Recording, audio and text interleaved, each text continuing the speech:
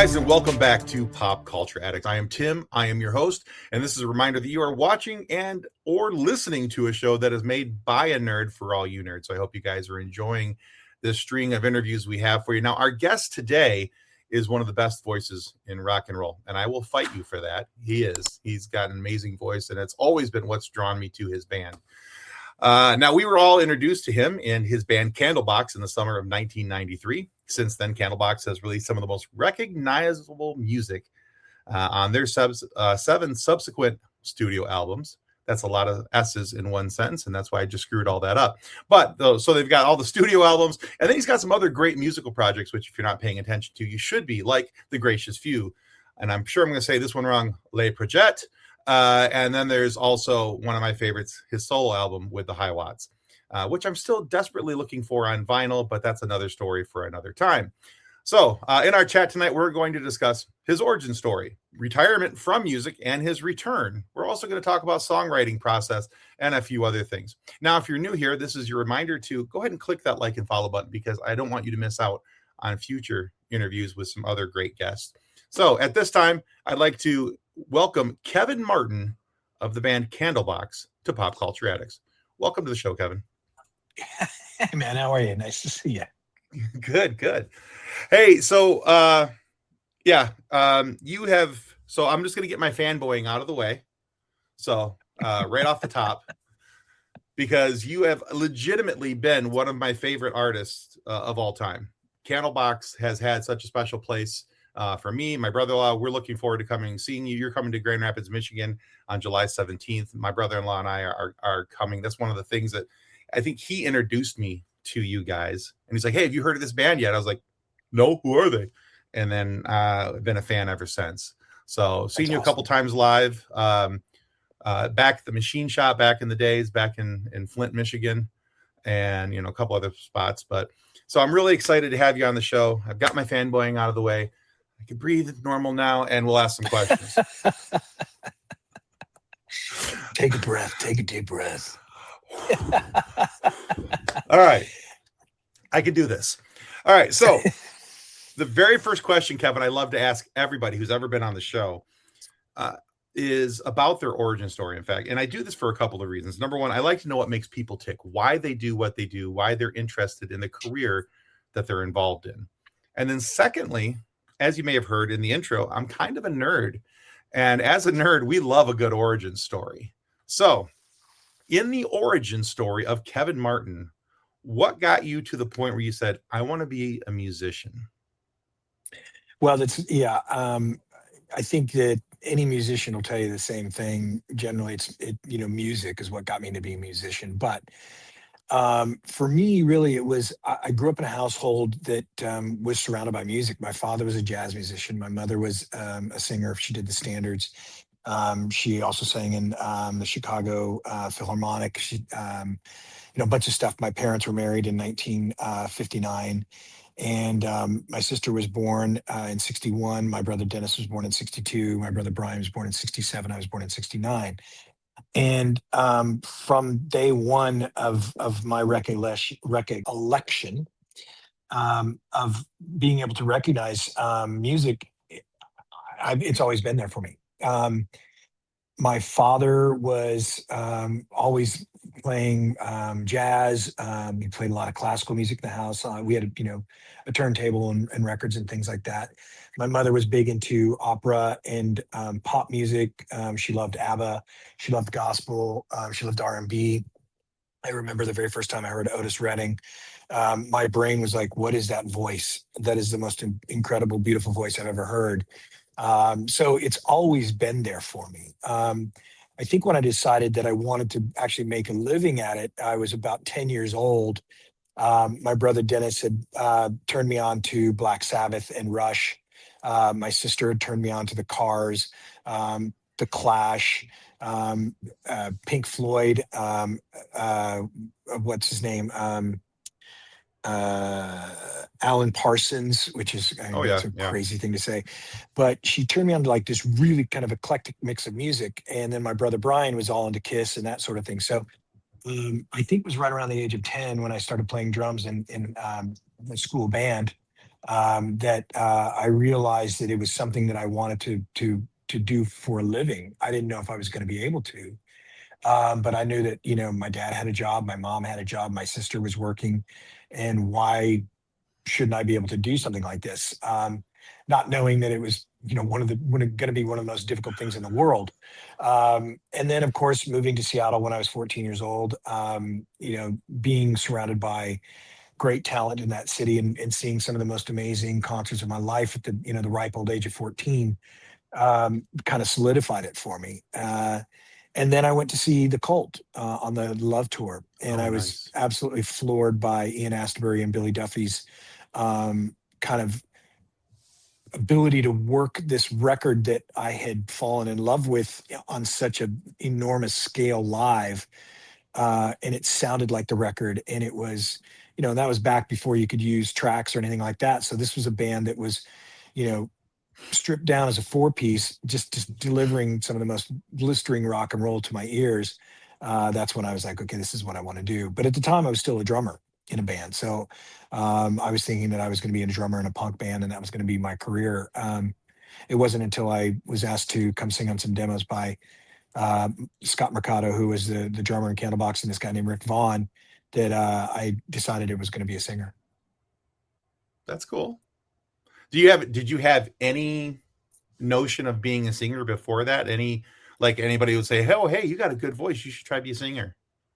Well, I sang in choir. I sang at parties. People, we'd all sing at parties and stuff, like, songs would come on the radio or whatnot. Sure. But it was never really.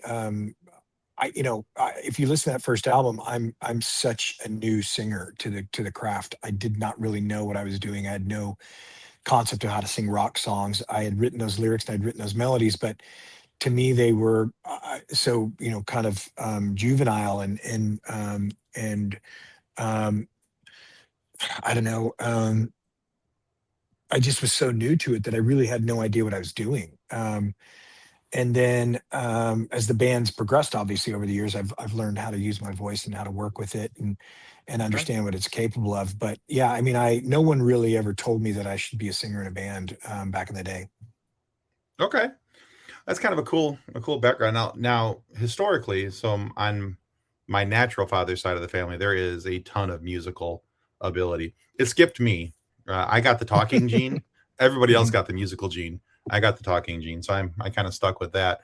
But I have a lot of music around my life, and Right. so it's always been cool to me to hear people who are in their evolution as an artist, and I can see what you're saying about being a new singer now that you've mentioned that, because I did not know that about you before listening to the self-titled album all those years ago. To me, every time an album was put out, it was like, oh, these guys have been around for a long time, they're awesome. um Yeah. but so I've that's kind of a cool evolution in my mind now as I think about it. I can see that a little bit more. So you've got all these great influences. You've got family structure around you. You've got musicians around you, and those all helped your musical journey then. But let's look at modern influences, the things that propel you towards music now. What are some bands or artists that influence your musical direction, or are you more influenced from things outside of music? Oh man, I'm influenced and inspired by so many different musicians. My Apple library is crazy. My Spotify playlists are kind of nutty. I love yacht rock. I love Steely Dan. I love the Clash. I'm inspired by the War Hell on yeah. Drugs. Rufus Du Sol, I'm a huge fan of. Love Tame Impala. The National is like one of my favorite bands. And then some of the contemporaries that I really like, in like the rock world, are kind of. I really love the last Chevelle record. I think that that band kind of, it continues to push the envelope musically, and I'm not a huge fan of the new kind of modern rock, or active rock, if you will. I find it all to be a bit vanilla, but I think there's something special about what Chevelle does. So I'm kind of really inspired by a lot of different things, but I really tend to pull honestly from kind of my classical. library of stuff that I grew up with, the things that I loved. The music that inspired me as a teenager, that music inspired me as a a young 8, 9, 10-year-old kid. So I go backwards a lot to what I listen to, and I pull from that. Like when I start to sing a song in the studio, a lot of times I'll think to myself, how did Otis Redding approach this song? How would Matt, I don't even know how to say his last name, Benninger from the National approach this? I try to pull from what I'm inspired by to see if it can Nice. can really help me move through what it is musically, because I'm not taking a year to write a record anymore. I'm not taking 6 months to do pre-production. It's We go in the studio, we write the songs, and I start working on melodies immediately. I don't write lyrics prior to a record. I don't have a book full of lyrics. I've got ideas. I've got stuff that I've jotted down in my journal, but really I just kind of flip through that and let the song tell me what it wants me to do. And that's really how I wrote Far Behind, and You as well. Those two songs, Okay. Barty brought the bass lines in when he tried out for the band, and I just kind of let the song tell me what it wanted. So that's really how I do things. So I'm a little bit maybe backwards than a lot of my contemporaries, but really the inspiration that is out there for me is everywhere. And I think Keith Richards said it. Songs are just floating around. If you reach out and grab them, they're right there for you. You just got to know what you're looking for, and I know what I'm looking for when I'm working. I go back to those inspirations. I pull from that library I have, and it helps me to kind of work through those songs. That's a great answer, and I love how you tie that into your musical library and the things that you've listened to over the years, and pulling from such great artists like Otis Redding and his amazing tone and how he would carry a vocal and those things. So that's really kind of cool for me. Um, and it also kind of touched on another question I had for you, which was about your process, because I asked that question of a lot of authors, and you being a Mhm. writer of lyrics, you are a writer, you are an author, you're an author of the song, you're still telling a story. So it's kind of cool to hear the process of how you do things, because I always ask writers, what do you, okay, so do you build the world first, or you build the characters first, or how do you do that? And it's kind of neat to know that you're in the writing community. I think you'd be called what's called a pantser. uh, Ah, that means you're flying by the seat of your pants a little bit. always. No, and that's cool. I love it that you have that level of creativity around you, that you're able to pull from that and be able to create. Whereas I would probably need an outline to be able to sit down and once I get an idea in my head. But I love the idea of pantsing. I just have never been able to, because I write articles for a website, and I've never been able to just go, okay, I'm going to write about this and sit down and do it. I have to think about it. I have to make notes. I got to put all these things together and then kind of have like a little outline for myself to follow to be able to get into the story. Yeah. But it sounds to me, and maybe you can correct me if I'm misgeneralizing this, that you tend to be more inspired on the spot Yeah. in what you're doing at the moment. Would that be correct? Yeah, 100%. I think that really, once you key into once the song starts to speak to you, I'm not a linguist in any way, shape, or form. I've repeated words in my songs, over the past 35 years. But I'm such a personal writer that I think that people that know me and that understand, or that know Candlebox, kind of expect that from me. I'm not going to come to you with, I'm not going to throw the word Nostradamus in my songs, or incapacitated is not going to be in there. I'm very simple with it. But I think the thing about music, and for me, and especially Candlebox, is it's a kind of, we're a pretty simple band, musically. I mean, there are moments that are, that are challenging, and we have written some really brilliant songs, and I won't discount that. But I think, on paper, Candlebox is very simple. Far Behind is 4 chords. But the story behind it and the melody behind it, again, was, I was a pantser. That was, I really had, the lyric was now, Andy, I didn't mean to treat you bad, but I did it anyway. And it was about Andrew Wood. The producer, Kelly, said, hey, don't be so literal. Use a different word. And I was like, okay, now maybe. And he's like, okay, that's great. And then I made up the lyrics really on the spot when we were tracking the song. I tracked the lyrics for that song at 3 a.m. At Robert Lang's studio in Seattle when we were doing the demo tape. So I came up with the second verse on the spot, and that whole vocal is two passes. So I Oh think wow.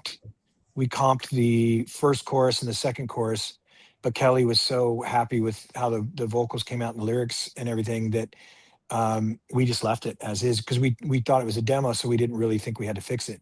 Ends up that that demo is the version of the song that was released, 36 years ago. So I mean, I guess I tapped into it, and I still tap into it. So I guess to make a long story longer, yeah, I just really let the song tell me what it's looking for, and once that gives me that concept, it's very easy for me to run with it. And I've been running, my entire life towards something that is kind of attainable, and that is to be a musician and have a career for it, and or a career with it. And I have been running towards that for since I was 10 years old, and I'm somehow still here. So I guess maybe I've done a few things correctly, and it works. I don't think people expect me, like I said, to be this kind of linguistic hero lyrically. Right. I don't write Pearl Jam songs. I don't write like Eddie Vedder. I don't like Chris Cornell. I write like Kevin Martin, and I think that that's what people have learned to accept from me, and I've learned to accept from me. I don't see it as a simplicity. I see it as an honesty in the lyrics. Oh, It's thank you. just somebody sharing who and what they are. And I've thought that all along with your lyrics, that there's a nice honesty to it, where I think that anybody can sit down and listen to any one of your songs and relate to it in one way or another. And I think that that's a skill that not a lot of lyricists have when they sit down to write a song. Sometimes there's, well, without naming names, there's some high mindedness out there in the writing community of oh, look at me, and it's that takes away from, in my opinion anyway, and I'm just a guy in Michigan, but that takes away from the enjoyment of the song, where it's a little high minded. Instead, where there's an honesty to it, it's more welcoming and inclusive, I think. Right on. So, all right. So let me ask you this question, because now I'm curious about, you've talked about your levels of inspiration. So now I'm a little curious about this. What is the most unlikely source that you've ever garnered inspiration from that has become a song? I'm like, well, there's a best friends about Barty's dog. He bought this German Shepherd pup when we were making the Lucy record, and we used to come to the studio and shit in the studio. So that's why at the beginning of the song I said, "Hey, come on, Chevy." But yeah, there's tons of things, man. The song "The Bridge" from Disappearing Airports is about the documentary "The Bridge," Okay. which is about the Golden Gate Bridge in San Francisco and people that jump off of it and try to commit suicide and stuff. So that was an unlikely, source of inspiration, which it's incredibly heartbreaking documentary. But I kind of tend to pull from a lot of things. Lighting a cigarette, I've written songs about that. Fires in the hills, my relationship with my father, the challenge of having a martyr for a mother. It's there's a lot of things that have inspired me over my life. Yard work. I don't know if you can hear the guy cutting the tree back there, but I've written songs about mowing grass. So and I'll let you figure out which one that is. But like Supernova. That's a song really about kind of the energy of sexuality, Okay. and what it can do to you. Crazy is a song it's about relationships and the difficulty of them, and every facet. Being in love is not an easy thing. Being married to a strong woman is not an easy thing. Having a teenage Mhm. son is not an easy thing. So that's really kind of, always what I pull from. It's really, I'm so kind of personal, like you said, lyrically, about what I do and what I write about, and it's really just how I've been affected in my life. But yeah, the most random things are, the dog, and a documentary called The Bridge, and mowing a lawn and stuff like that. Yeah, it doesn't really. It's, I guess, maybe when I was mowing a lawn, I was mowing Chad Taylor's lawn. You mentioned the Gracious Few. When I grew up, I used to mow lawns when I was a kid to make money in the summers. And when I was writing that record with the guys in the Gracious Few, I was staying at Chad's house in Lancaster, and I was like, "Dude, would you mind if I mowed your grass?" And he's like, "What the fuck you talking about?" And I was like, I haven't mowed a lawn literally in like 40 years, and it's something that I always loved doing. And my wife would tell you, my son would tell you, I'm always fucking around in my house doing something. But mowing lawns is something that I really loved. And he's like, "Yeah, man, fucking go ahead." And I put patterns in the grass. And he was like, "Are you fucking serious?" And I'm like, "Yeah, that's what I used to do when I was a kid too." I mean, it's like that inspired me to write stuff on the Gracious Few record. So yeah, that's kind of how I work. I love that. I I'm not gonna lie, my mind's a little blown by the song "Best Friend" now. I got to go back and re-listen to that a little differently, but Yeah. uh, yeah, that's a cool background story. I dig that. All right, this is for our listeners. If you're enjoying what you're hearing, don't forget to click that like and follow button.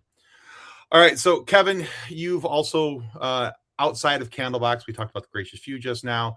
I absolutely adore Kevin Martin and the HiWatts album. That is Thank you. so damn good. Just Thank you. seriously, that's not me fanboying. That's me saying what a good album is. And then there was something that I was not aware of until I was starting to do research for you. Le Projet, I think it's pronounced. Le Projet. Le Projet. Okay. Now, these has all been done in between different Candlebox releases. So it's a two-part question here. How does these working on these other projects fuel your desire for music creation inside of Candlebox? And are there any other side projects of yours that I'm missing out on? Wow. Well, yeah, I've got a side project called Future Trash with my producer friend Don Miggs. Don produced our last Candlebox record, The Long Goodbye. Okay. That's a record that I think is going to be coming out next year. Yeah, I mean, if God, do I have other projects? Um, I mean, I'm always doing something. I don't know. I think yes, working with the Gracious Few certainly fueled a lot of the energy of disappearing airports, because it was. I love the aggressive nature of the Gracious Few record, but I also loved and that's the first time actually lyrically I've ever collaborated on an album, because I knew that Chad Patrick and Chad Gracie, were going through some stuff with their breakup with Ed, and I knew Yes. they had things that they wanted to talk about, and things that they wanted to say.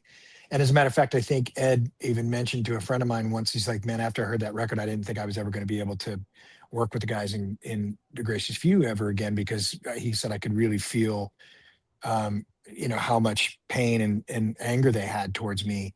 And really just that happens a lot in bands, when they split up and Sure. stuff, you kind of go through this, experiencing heartbreak or frustration. And but yeah, those guys, they really kind of helped write those lyrics. And I was like, "What do you want to say here? What are you feeling?"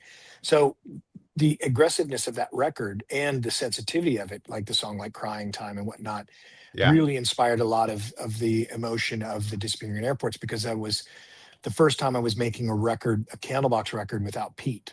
And I was going through the emotions of, am I going to be able to pull this off? Are people going to care? Is it going to be good? Is my band worthy? Is am I worthy of releasing a record like this without Pete under the name Candlebox? So all of that stuff, it was fueled by the breakup of Live and the Gracious Few record.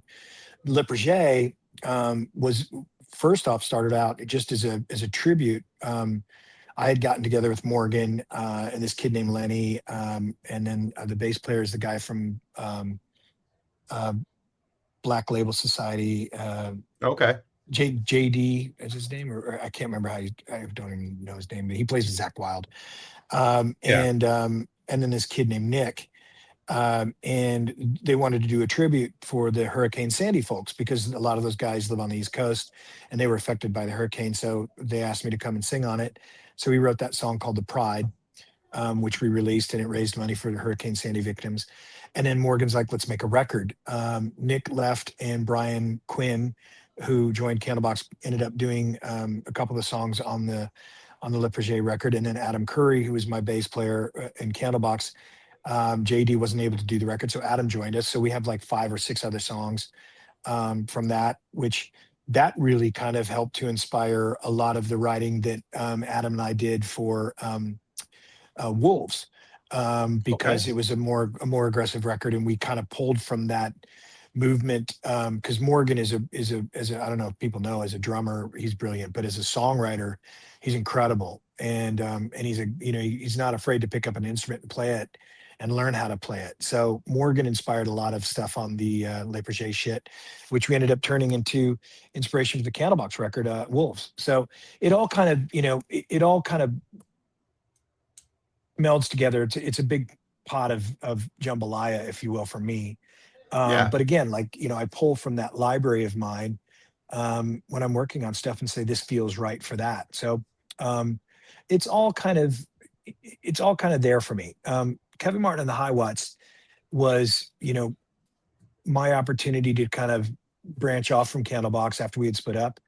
My deal with Maverick was done. Gold Circle Records had signed me Right. based on a couple showcases that I did, and I had written those songs with with some really good friends. I wrote 2 songs with Eric Erlandson from Hull. I wrote Okay. four songs with this kid named Robbie Allen, who had been a touring guitar player with Candlebox in '98, and he had a band called Rob Rule that opened up for us. And Robbie's a good friend and a great songwriter, so it was a real collaborative album for me. And I was so grateful to be able to have Kelly Gray produce it, and Dave Hillis, who had worked on obviously the first Candlebox record and the second Candlebox record. So I kind of went back to the relationships that I'd known and experienced, and the band was fantastic. I had Dean Butterworth on drums. Dean was, of course, from Ben Harper and the Innocent Criminals, and Oh, he cool. joined me, and then left Kevin Martin the HiWatts to join Morrissey, and then left Morrissey to go to Good Charlotte. So I had these brilliant musicians playing with me on these songs that I was really attached to, and that, I think, is a record that I haven't gone back to for inspiration, mainly because I just want to leave that record alone. I have a second one that I have like 30 songs for. I've just not kind of wrapped my head around getting into the studio and doing another HiWatts record, but I get asked that question all the time. And the stuff that I have that's waiting there for me is really good. I just need to figure out if I want to go that route again. That's fair. And for fans of the first HiWatts album, yes, please. Um, you know, and I say that in all honesty. That's that to me. Somebody once asked me, like, well, and I hope you don't take this the wrong way, and I mean it with the best of intentions. When somebody asked me, they said, well, how do you describe that album? Because it's, I'm like, it's the Lost Candlebox album. That's what I've always tell people. Oh man, thank you. Yeah, Yeah, I've had a lot of people tell me that. yeah, it's just it's so much of what I associate Candlebox it being is because of you, your voice, your lyrics, the sound. It's just, and that's all there, and it's very much a tell of your heart and your desire to write music was there, and it's just such a good album. So Thank you. if you have 30 more tracks, just send them over. I'll tell you if they're good or not. It's fine. No, but yeah, Yeah, just can't for Candlebox and HiWatts fans everywhere. That's a treasure trove we would look forward to whenever you get around to doing that. So thanks, man. I get in the studio and make that record at some point. All right, cool. All right, so in 2023, you backed off. You took the old foot off the gas pedal. Went into a retirement for a while, and that retirement lasted 3 years. You came back like Jordan, wearing the 4 or 5. So you're out touring again. You got albums out. You're doing more, and like I mentioned earlier, my brother-in-law Seth and I cannot wait to see you guys in Grand Rapids on July 17th. We got our tickets. We're excited to come. But what convinced you to come back and do this all over again? It really had everything to do with Pete coming back. He had filled in for a couple shows when we were out with Three Doors Down. Brian had to go home for actually both occasions had to go home for weddings. He's a Philly kid and he's got a big family, so he's like, "Hey man, I've got my cousin's getting married on this day," and you know how those Philly people are. It's like especially when they're Irish and Italian, they got to be there. They're cut out of the family. So Yeah. Pete filled in. Yeah, Pete filled in for 4 shows on that Three Doors Down tour, and then he filled in for 4 shows on the Bush Run with Jerry Cantrell, and we had a great time. And he contacted me shortly afterwards and said, "Hey man, I'm really itching to get back." And he's like, "I know you're retiring. Do you have a little bit more time in you?" And I was like, "Well, let's do a couple dates and see what happens." And so we did some of those spring dates last year, and things went really, really well. And it just seemed to kind of click. And of course, the minute you'd say that you're not going to do anything, every single promoter in the country calls you and says, "Hey, I've got these dates for you." So, we kind of we just let's see what happens, and they went great. And it's really, you know, I love my band, and I love Brian Quinn, and I love Island Styles, and I love how they play as guitar players. But Pete's got fingers unlike anybody else that I've ever had the pleasure of playing with musically. And there's something when he picks up the guitar and starts playing those songs, I immediately know how to sing them again, sing them absolutely correctly, because for years I haven't been singing them right. And I go right back into that 24-year-old kid playing music on tour with Rush when I'm jamming with Pete on stage, and it inspired me to want to continue to create. So we're working on a new record now. We've got like 8 ideas. We're going to go in the studio in August, and my buddy's got a studio in Palm Springs, Matt Sorum. So we're going to go to Palm Oh, Springs nice. and track 3 songs that we're working on, and hopefully get those out by the end of the year, and then maybe a record next year. I don't really want to release a record because I think it's a waste of time now and a waste of money. So hopefully we can just keep putting songs out and keep touring on them. And if people like what they hear, and we'll start playing them in the set, and who knows, we'll see what goes from there. But really, it has everything to do with Pete coming back, man. That's kind of why my retirement stopped. And also my wife is like, "Look, yeah, I don't think you're ready to be home yet because you're driving me crazy." So uh, happy wife, happy life for sure. Well, tell your wife we all said thank you. Um, that's awesome. All right. So you have, reading through the history of Candlebox with the deal with Maverick and everything, you have been through a little bit of everything in your musical career. Looking back on it, what's the best piece of advice that you feel is important for young musicians coming up to know? Oh man, trust your instincts, trust your heart, um, be yourself. Don't try to be anybody else. Make the music you want to make. Don't let anybody tell you that you've got to do something a certain way. Um, it is entirely your choice, and your right to make that music.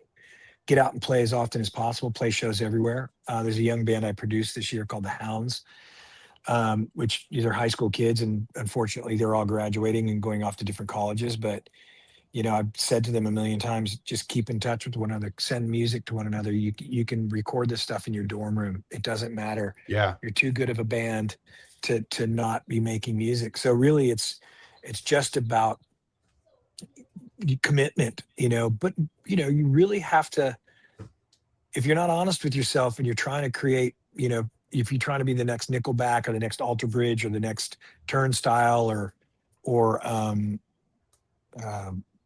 what's that band? The drummer wears a mask, and I can't remember what they're called.